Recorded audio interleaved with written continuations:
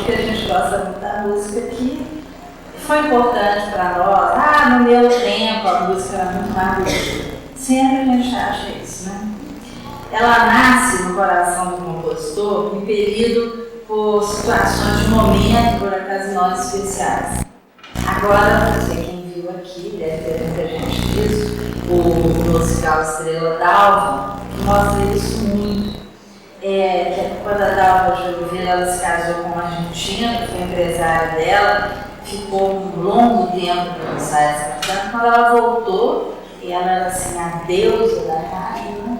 Quando ela voltou, ela não foi aceita mais porque tudo tinha mudado. A voz dela, aquele vozeirão, não era mais aceita. As músicas que ela cantava eram completamente fora de moda, né? A maneira dela cantar.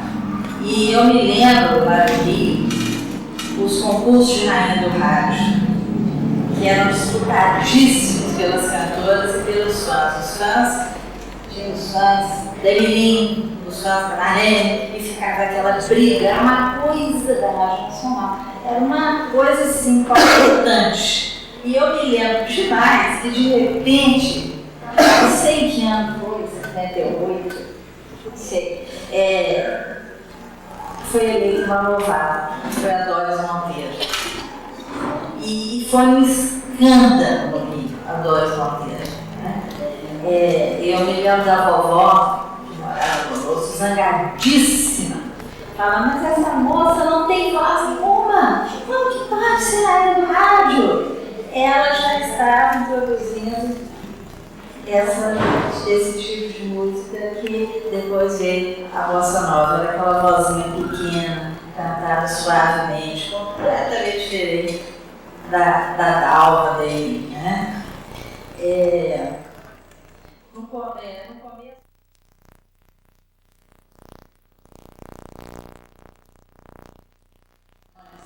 que são tão enraizadas no pop rock que eu não sei. Eu gostaria de continuar, senão não sei se vão ficar, né? Eu não sou contra pop rock, eu gosto do Tatu, esse disco agora do Tribalista, eu acho interessante, mas não tem, gente, não tem aquela força, aquela beleza. Não é que eu sou velha, não, eu acho que não tem isso. Eu acho que hoje é muito mais coisa de carregação, porque todo mundo quer ganhar dinheiro, é muito mais comercial, né? E até as marchinhas de carnaval, eu achei que nunca fossem morrer, foram totalmente esquecidas, né? Hoje não se canta em carnaval, eu achei, né? Principalmente. Agora, como a Magda também me pediu para falar sobre o ensino de música para criança, que ela está querendo introduzir ensino de música hoje, eu vou falar um pouquinho sobre a nossa experiência com o PDG Cultural. Nós temos um programa já em andamento há 5 anos. Até hoje nós estamos aprendendo com ele. E até convido o pessoal querubins para ir lá visitar. É chamado Raio de Luz. Não tem nada a ver com a Madonna, que ela lançou o disco Ray of Light, mas o Raio de Luz foi antes. Ele funciona na creche Jardim Felicidade, que é uma das vilas mais violentas da cidade, a Vila Jardim Felicidade. E nós trabalhamos com crianças e adolescentes de 4 a 18 anos. Até o ano passado, o Raio de Luz atingiu 205 crianças, número que nós temos sempre que estar ampliando.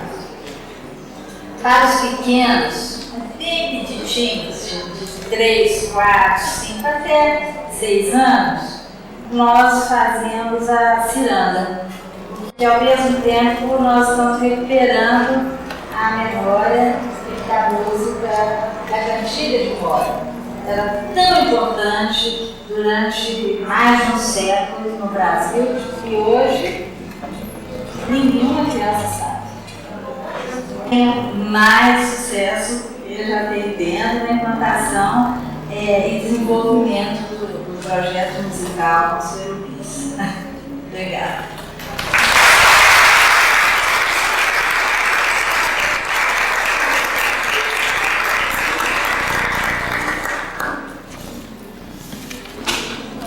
Para concluir as exposições deste evento, passamos a palavra ao compositor Tom Zé.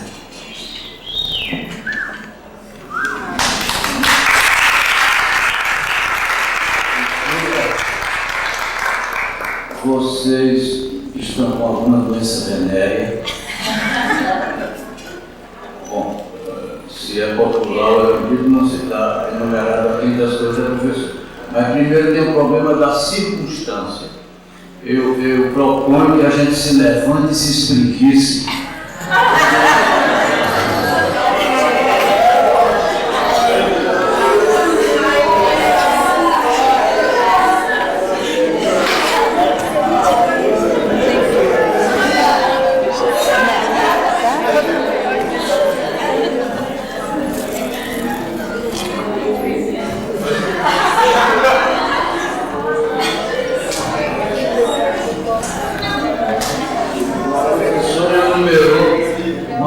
Expressões gregas, mas os gregos já estavam aqui em silêncio. Eu me lembro que, como é seu nome, querida? Ela estava falando aqui, ninguém via ela, porque a coroa de louro ficava na frente dela.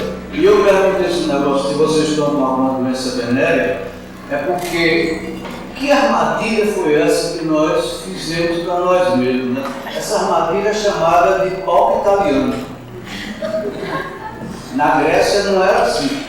Na Grécia tinha doenças venéreas, tinha presente de grego, esse presente de grego é italiano, tinha narcisismo, aqui também tem um pouco dessa coisa do narcisismo, né? Nós todos herdamos e estamos aqui representando narcisismo. E isso é o cavanhaque aqui do erudito. Então alguém que teve a ideia foi a dona Marta, que é a mãe do meu amigo. Ela chegou aqui e tirou esse grego daqui. Então a gente ficou sem a coroa de louros. Bom, por que a gente está tão longe dos outros? Diabo, quer dizer, ninguém é culpado, é uma forma, a gente nem pensa. A gente podia ter, por exemplo, uma coisa importante é que todo mundo veja o que está falando. Pode, por exemplo, eu ficar aqui e aí a pessoa me dá. A pessoa que está em todo lugar aqui me vê, isso é importante. A pessoa que sobe no palco deve ver se ele está sendo visto e ouvido por todo mundo. Deve ter cuidado de falando assim, uma zorra. Falando assim. Eu que tenho um problema de assim, eu estou com um aparelho de ouvir aqui, que eu trago para as conferências para não botar o surdo. Mesmo assim, não dá para não ouvir. Eu falo assim, eu não ouço nada. Então, a pessoa que fala, a gente tem que prestar atenção à tal da circunstância, tá? Como é que chama lá o Ortega de Gasset? Eu sou eu e minha circunstância, né? Não é possível. Nós todos podíamos estar mais perto de vocês. Era mais gostoso. Como a gente houve coisas interessantes, porque tudo que se disse aqui foi interessantíssimo. Mas depois do quadrinho de 30 minutos, não há que não aguento mais. Eu tenho um aparelho de audição que vibra certas cordas, não sei como é, um martelo que bate não sei aonde e tal. A tendência em música popular é a seguinte: quando você dá somente um tipo de som que solicita um tipo de vibração e que essa vibração demora mais de 15 minutos, você começa a ficar surdo. Quer dizer, isso é uma armadilha do erudito, porque o popular não faz isso. Isso é outra armadilha do erudito. Eu resolvi fazer minha participação só tentando dar exemplo do que eles disseram, porque foi tão bonito o que eu vi aqui. Então, deixa eu ver. Por exemplo, esse negócio de afastamento, né? Depois a professora falou em separados. Ora, o que é que separa? Parece que quem ouve música erudita acha que quem ouve música popular tem doença venérea, né? Porque venérea é grego, né? Então vamos continuar no grego. Ou então gripe, eu estou gripado, não posso ficar. Dizem que gripe não pega com beijo no rosto. Gripe pega na mão. Aperta na mão, diz que pega mais gripe. Enfim, eu anotei umas coisas aqui. Assim, esse negócio da universidade é realmente um negócio filho da puta. Universidade é uma merda. E o professor veio nos ajudar, né? Eles são da universidade e vieram para aqui mesmo ajudar. Eu me lembro, bom, no caso da minha, né? Eu fui parar na universidade por acaso. Hoje, nos Estados Unidos, tem aquele negócio do camarada quando joga basquete bem, é protegido na escola e a escola dele é paga e ele vai fazer a universidade. João José da Silva, aquele rapaz que ganhou 2 vezes, os mineiros até ganham bastante essa corrida São Silvestre. Mas quando João José da Silva ganhou a 2ª vez, ele começou a falar em universidade. Ele pensou que estava nos Estados Unidos. Agora o problema dele é que ele não consegue nem articular a coisa mais simples de uma língua popular mesmo. Ele não fala português. É impressionante. Não é negócio de analfabetismo, não. É uma incapacidade de falar uma língua. Porque falar uma língua daqui a pouco vai ser assunto, aquilo que você falou. Mas esse negócio de universidade, foi o que eu vi na universidade. Eu fui parar na universidade porque na Bahia tinha uma universidade louca. Senão eu nunca tinha entrado na universidade, nunca eu sou incapaz. A Universidade de Música da Universidade Federal da Bahia tinha um reitor louco na Bahia chamado Edgar Santos, que mandou chamar o Reuter, que era um louco maior ainda, para fundar a Escola da Bahia em 54. O Reuter disse: não vou porque o currículo do Ministério da Educação é ridículo, eu não vou fazer isso. Aí o reitor disse: tá bem, então venha fazer qualquer coisa aqui. Ele chegou lá com todo cuidado, chutou fora o currículo do Ministério da Educação. E como era na Bahia, no Brasil, não é como na Europa, que a pessoa chega aos 18 anos alfabetizada, tanto numa língua quanto em música, sabe solfejar, sabe ler uma partitura assim de flauta própria. No nosso mundo, na Bahia, um país miserável de um dia de fome mundial, se fundou uma das maiores escolas de música do mundo e não tinha quem frequentasse aquela zorra. Eles tinham que ser pescadores de almas. Os métodos que eles usavam para descobrir almas, para descobrir possíveis talentos, eram os métodos. Eu fui pescar por causa do seguinte: eu entrei numa aula, a primeira aula de Corrói, em 1961, ele dava uma aula para todo o universo da escola, não só para o universo universitário. E aí ele entrou na aula e disse assim: música não é a expressão dos sentimentos através dos sons. Bom, eu acho que todo mundo estava sabendo que aquilo já era assim, ou a metade já não se espanta mais com nada, ou a metade não está nem ligando para porra nenhuma, ou seja lá o que for. Eu abri um olho desse tamanho, fiquei marcado.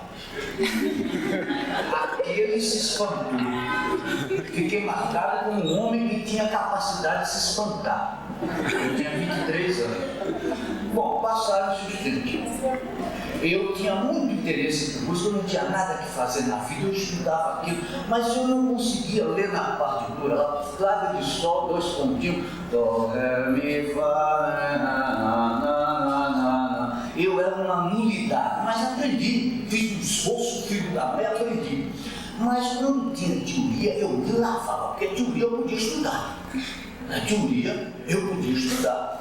Eu me lavava. E como o exame de admissão no curso universitário, a própria escola fazia seu vestibular, que tinha nada a ver com esses vestibulares de hoje, que são unificados e tal, a escola de música tinha direito de fazer o vestibular, ela botar quem ela quisesse. E no vestibular, foi no ano de 64, meu vestibular, e meu emprego, eu era diretor de música do CPC, Centro Popular de Cultura, que era uma organização onde os jovens da universidade de esquerda trabalhavam. E eu não era da universidade, eu era amigo dos caras da universidade. Eu era diretor de música, ganhava 30 cruzeiros.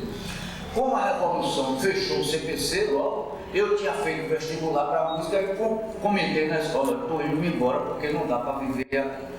O diretor da escola soube, mandou me chamar e me disse: é verdade, você está largando a escola? Eu falei: ele disse: bom, porque você passou em primeiro lugar no vestibular. Eu não estranhei não, porque eu no CDF, filho da mãe.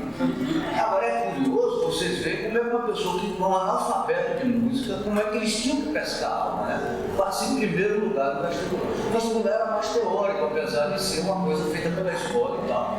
Eles cantavam lá, professor fez isso, já era fácil demais, acho que eu copiava com 1 ou 2 erros e tal. Então o diretor disse, você não vai para, você permanece aqui se eu lhe der uma bolsa. Então eu estudei com uma bolsa de 20 mil reais, 20 cruzeiros, eu acho. E a pensão custava 15, o restaurante universitário e um sapato quando eu precisava. Bom, na minha universidade eu aprendi tudo, não com os professores, eles eram anti-universitários. Bom, um dia eu comecei a estudar contraponto da primeira espécie. Tá legal. Vou falar uma coisa que ninguém sabia o que era. Para mim, tudo sair comigo, não pode ser muito entusiasmo.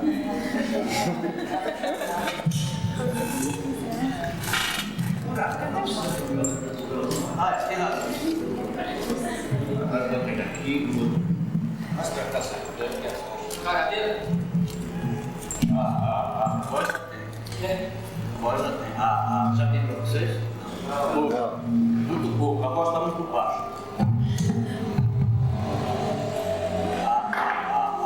O de voz é esse aqui, cuidado. Tá com voz boa, né? Cá. Pode tirar a pantalla para não ficar.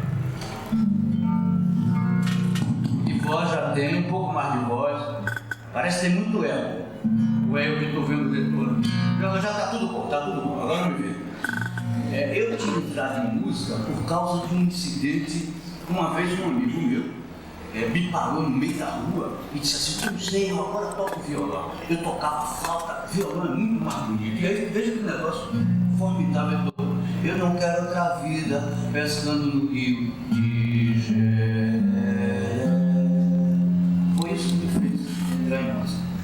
Esse contraponto no primeiro grau não foi legal.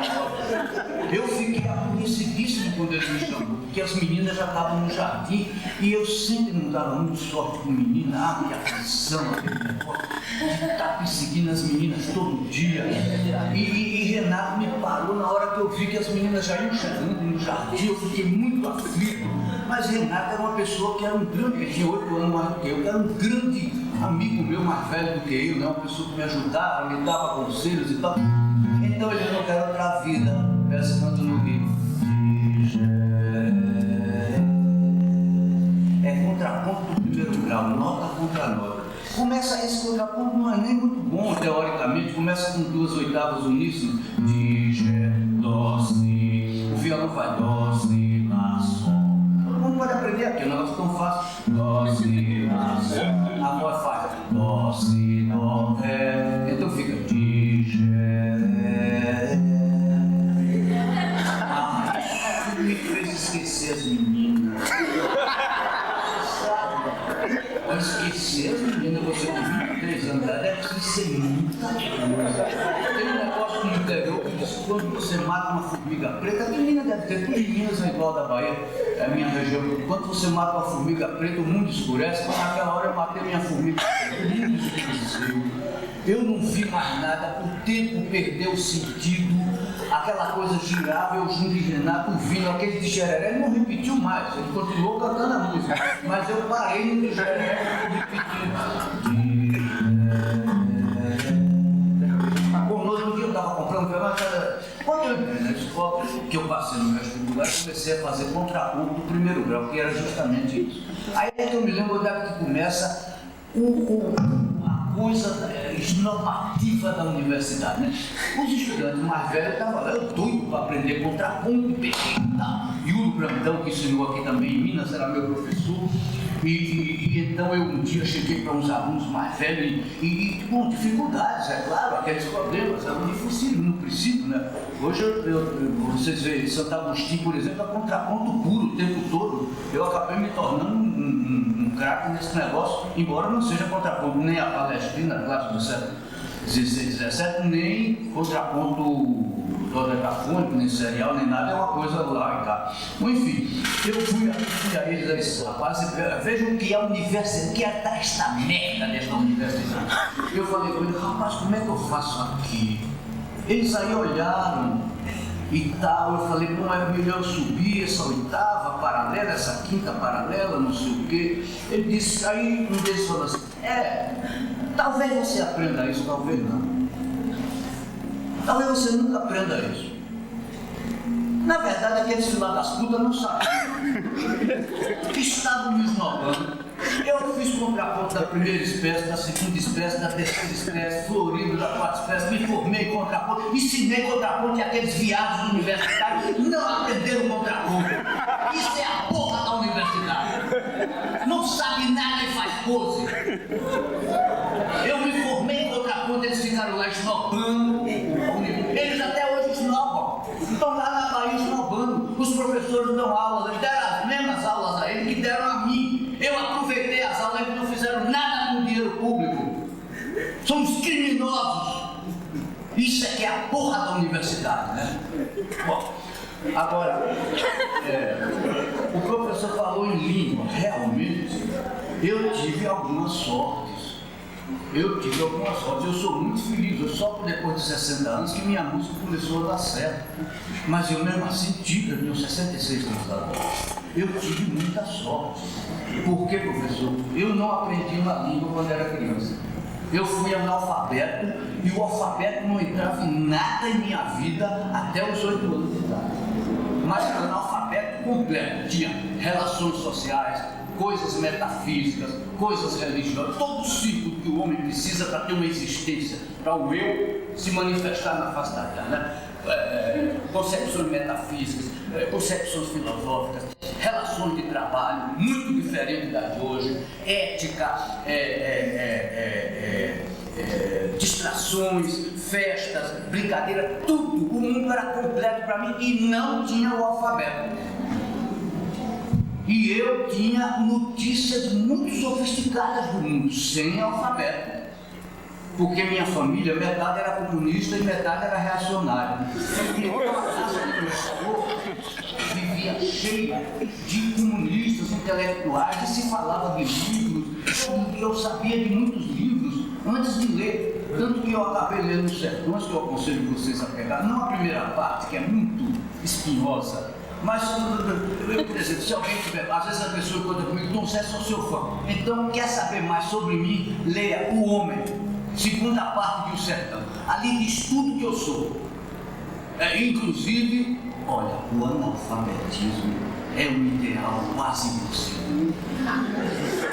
O analfabetismo, principalmente se você aprende uma língua qualquer ocidental na infância, aí o analfabetismo se torna uma utopia que ninguém vai que ninguém vai achar, que ninguém mais tem jeito.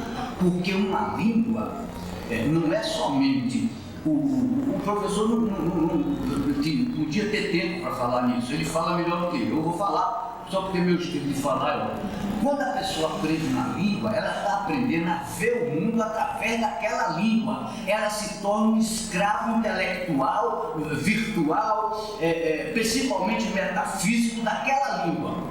A natureza não se apresenta da maneira que nós a interpretamos. A natureza é interpretada pela língua que nós introjetamos e pelas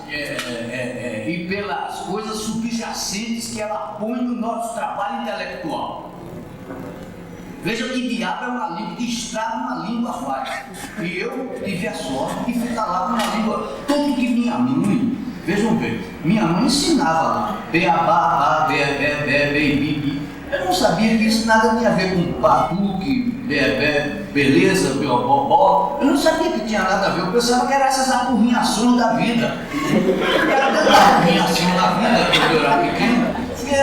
Eu tenho que ter essa apurrinhação lá, beabá, eu sabia que ia ensinar uma perna assim, duas, era beabá, e lá vou eu aprendendo, sabia que tinha nada a ver com o alfabeto fonético, que no século XI, no 8,5 ou 9, os gregos tiraram dos fenícios e aí estabeleceram pela primeira vez um alfabeto fonético que falava qualquer língua, falava tudo que o homem fosse capaz de pronunciar.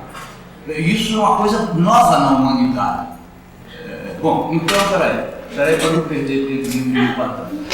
Então, esse negócio de uma língua, sabe o que aconselho? Eu tive essa coisa. Quando eu estava na universidade, os professores da minha escola mandavam estudar matemática moderna, porque é um sistema de ver o mundo diferente da língua que a gente projetou, ou então física quântica, ficou muito na moda estudar física quântica, ou então escrever com a mão esquerda, eu não sei, isso é uma coisa popular, porque diz que treina o lado direito do cérebro, não sei o quê, ou matemática moderna, que é uma física quântica, matemática moderna, dodecafonia, o cérebro. O problema é fazer sintaxe.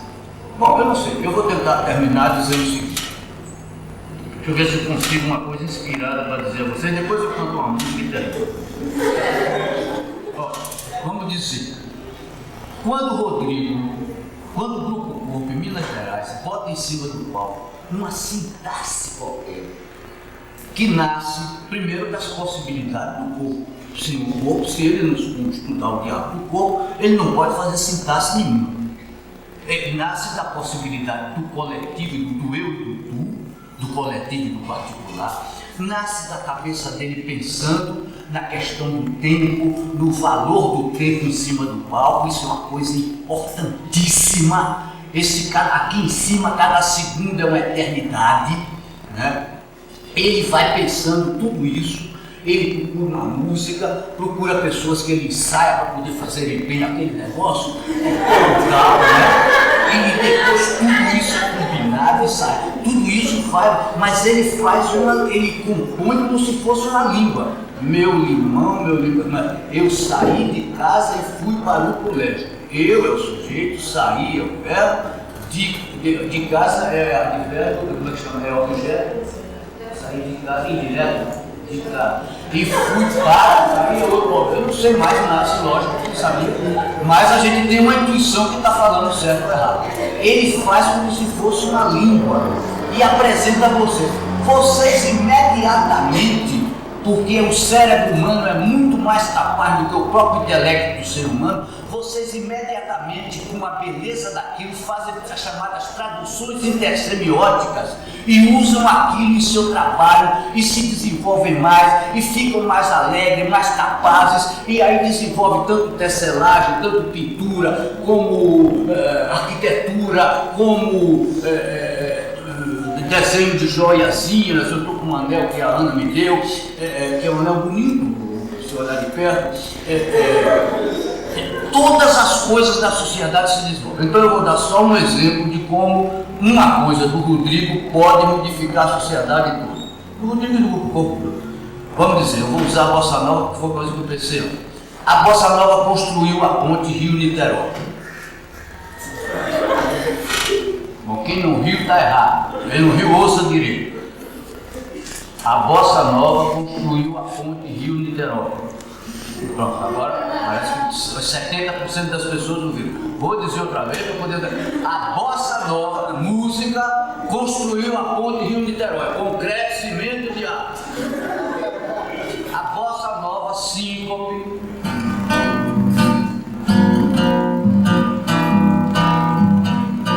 Um cantinho, violão.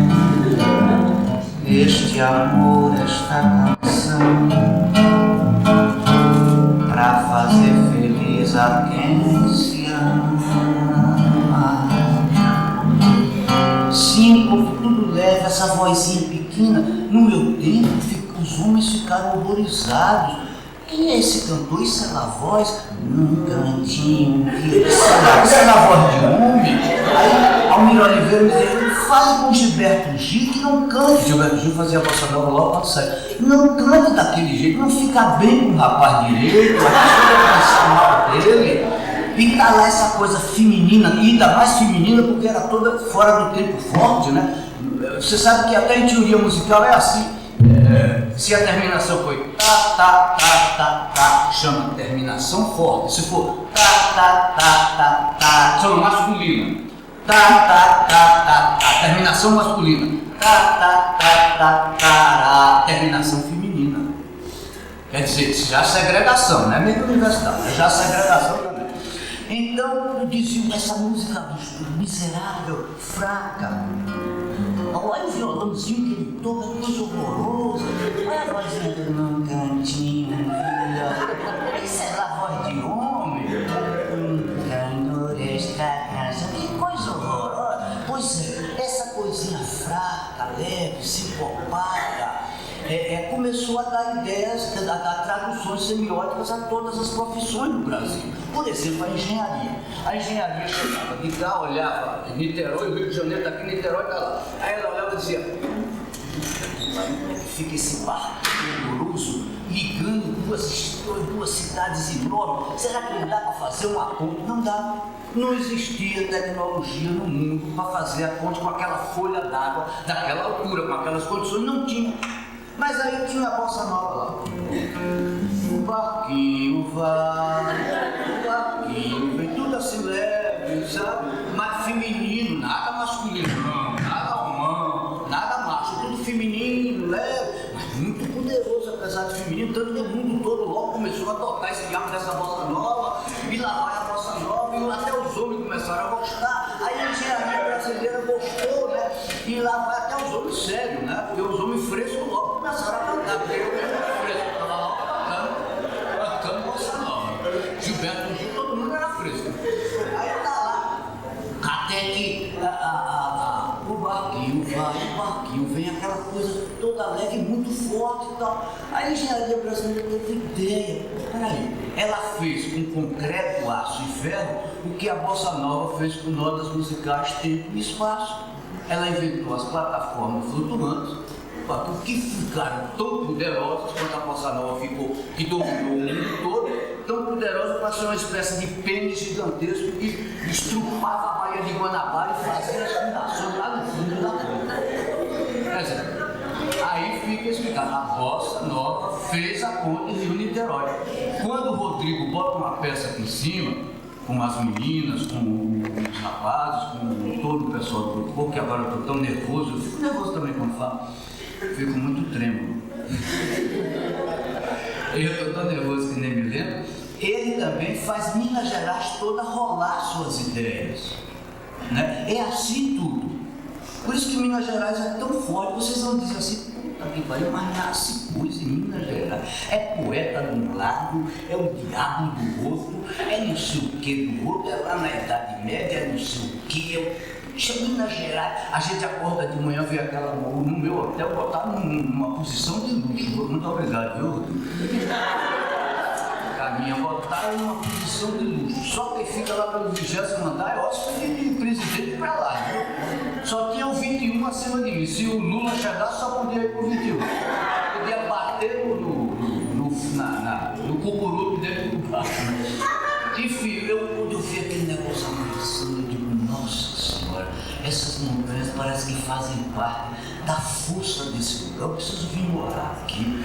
Ave Maria, quanta coisa acontece nessa terra, e como as pessoas são bondosas. Deus abençoe vocês, como vocês são gentis. Olha, eu sou da Bahia, um lugar que dizem que as pessoas são carinhosas, mas igual esse negócio de Minas Gerais é muito difícil. Vou cantar uma música.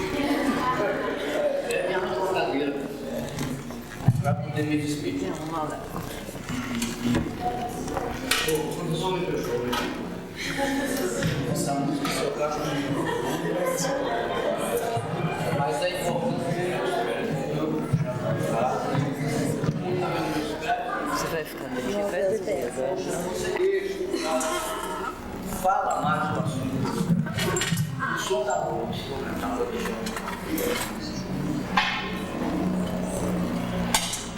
Como eu consigo outra pessoa para acompanhar, eu vou fazer sem acompanhar. Vou fazer só. Sabe por quê? Quando eu fazia show para a classe universitária nos anos 70, quando eu fazia ostracismo, eu tinha que ficar 1 hora em cima do palco. E 1 hora, se 1 segundo é uma eternidade, 1 hora, fala-me Nossa Senhora. Eu tinha que inventar tudo que era possível para poder manter a plateia, né? Grudar a plateia em mim. Uma das coisas que eu inventei foi esse número, que o cara começa tocando violão junto de mim. E vai tocando. Eu digo: eu vou cantar uma canção chamada A Carta. E o violão. Eu preciso mandar notícias pro coração do meu amor me cozinhar, pro coração do meu amor me refazer. me sonhar, menina,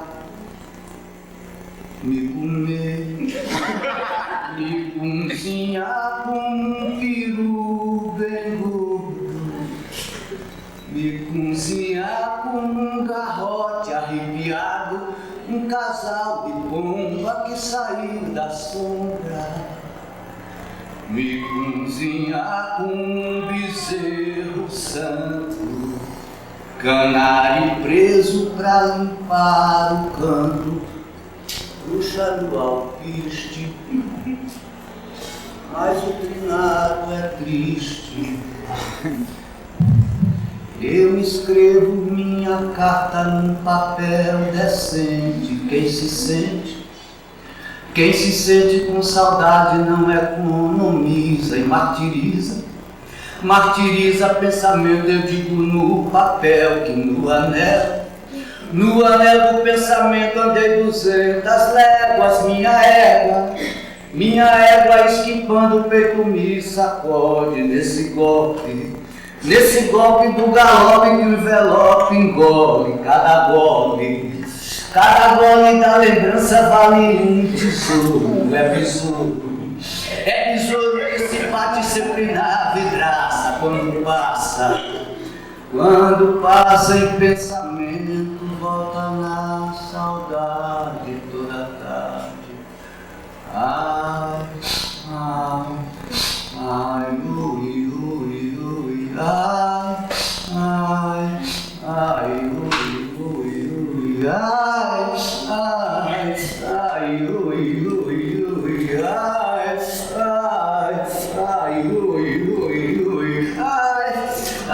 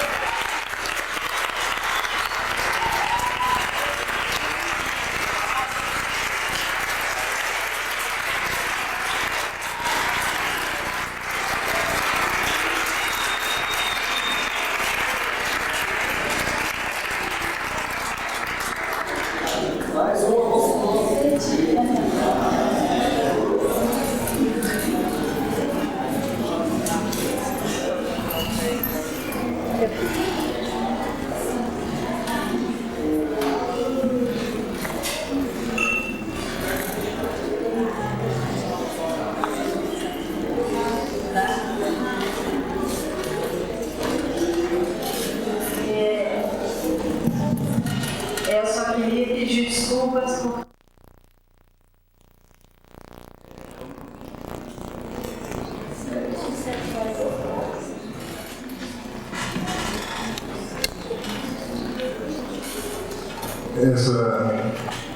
Estou aprendendo com o Tom Zé, né?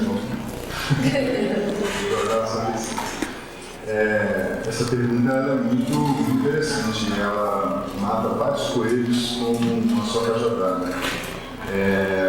Quando a pergunta estava sendo lida, eu me remeti imediatamente ao que o Tom Zé falou com relação à língua.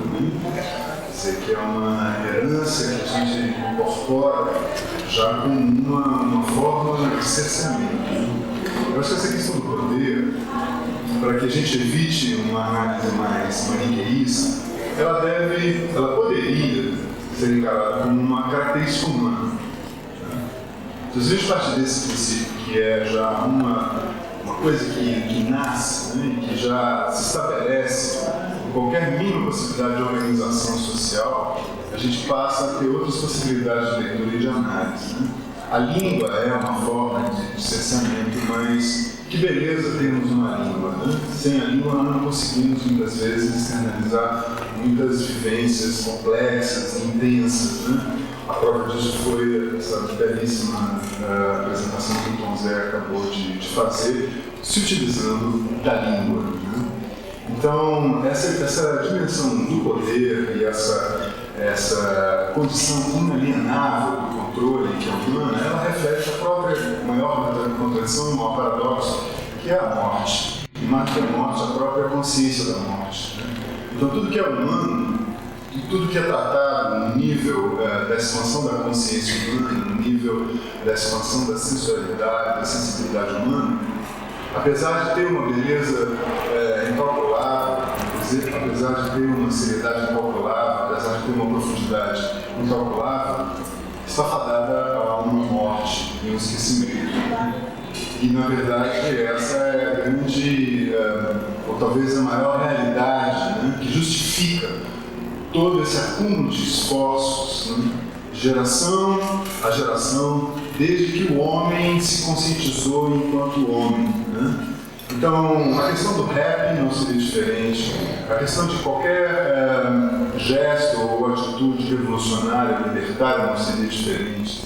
Todos os esforços constantes que cada nova geração faz no sentido de inovar, no sentido de requalificar o próprio espaço da cultura, não seria diferente. Eu acho que todos esses esforços estão sempre fadados a um desgaste, estão sempre fadados à morte, e é nesse confronto, né, do humano com a morte, até mesmo por essa outra característica maravilhosa que é do espírito e do sentimento, essa vontade de superação ela é constante, né?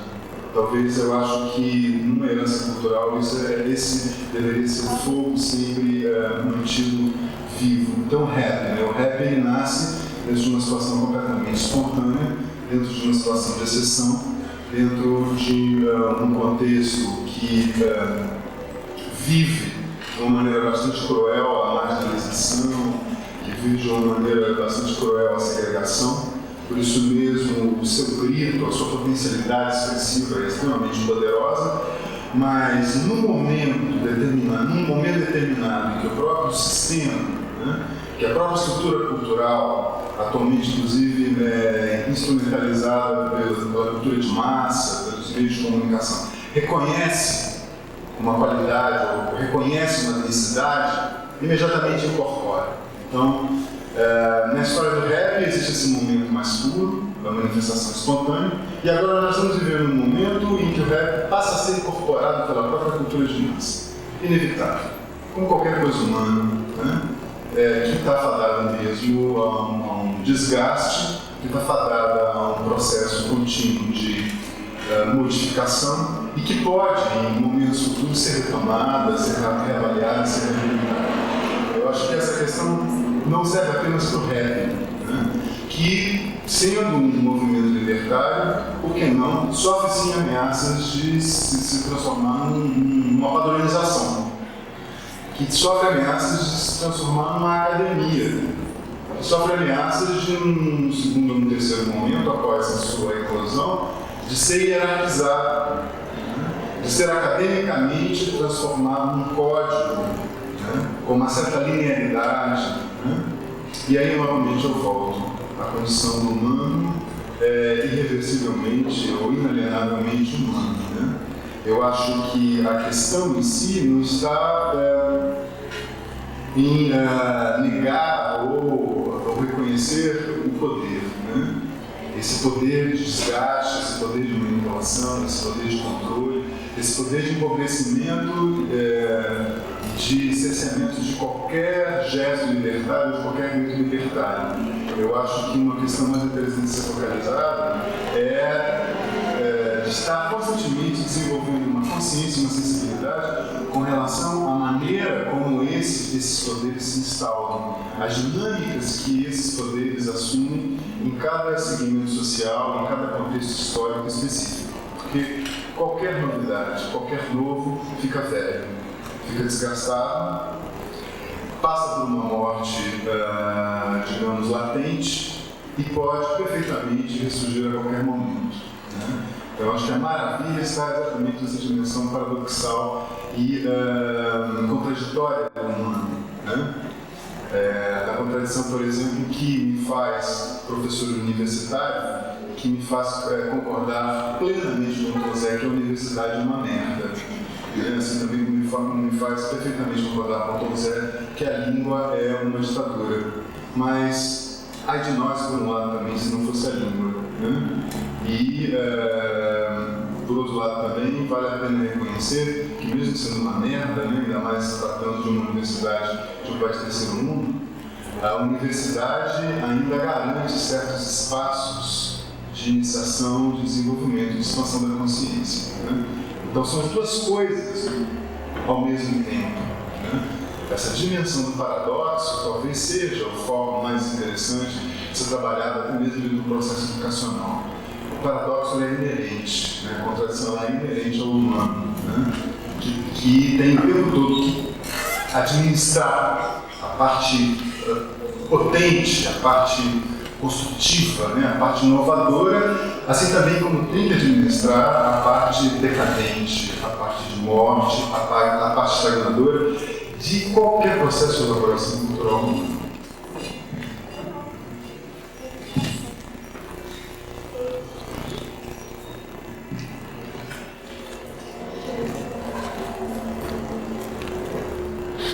Pergunta dirigida à mesa que vocês manifestaram, como gostaria de responder.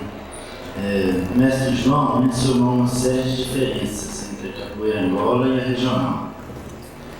Dona Marília relacionou as diferenças entre a música popular e erudita. Seria possível relacionar essas diferenças entre o popular e o erudito nas artes plásticas, na literatura e na dança? Ou essas diferenças são muito sutis ou não existem para ser reveladas? Quem gostaria de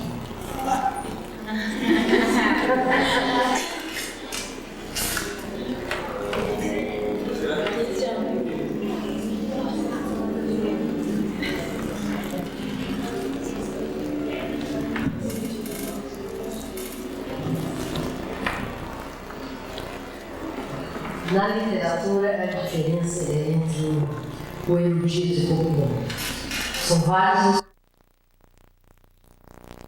Constante mestre muito interessante de exercícios e de fundamentos que estão sempre se modificando agora de acordo com as circunstâncias, como o José. É interessante estar se modificando agora, preservando os princípios fundamentais. Gostei, que eu me sinto muito honrado, foi de ter sido convidado para participar disso, né? Porque ter esse espaço para falar sobre o que você pensa, sobre o que você gosta, é uma coisa muito bacana.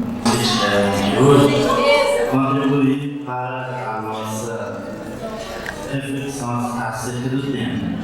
A Associação Querubins agradece os palestrantes que prontamente atenderam o convite para participar desse seminário.